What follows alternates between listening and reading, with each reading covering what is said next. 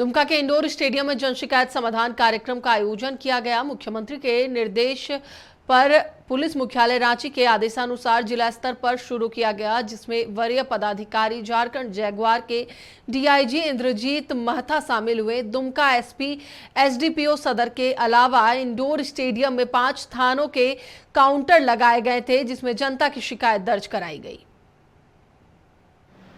मुख्यमंत्री श्री हेमंत सोरेन जी के दिशा निर्देश पर हमारे डीजीपी सर ने पूरे राज्य में 24 जिला में आज से इसका शुभारंभ किया है और सभी उनके मार्गदर्शन में हम लोग आज काम कर रहे हैं और आने वाले समय में इसका भी और व्यापक रूप लेगा। आज जो भी आवेदन देंगे एक फॉर्मेट बनाया गया मुख्यालय से, जिसमें उसका हम लोग रिसीविंग भी देंगे और उसको ट्रैक किया जाए। एक तय सीमा में उसका पुनरावलोकन होगा। झारखंड के हमारे माननीय मुख्यमंत्री जी ने ये जन शिकायत समाधान कार्यक्रम को पूरे झारखंड के 24 जिलों में शुरुआत करने का उनका एक निर्देश था।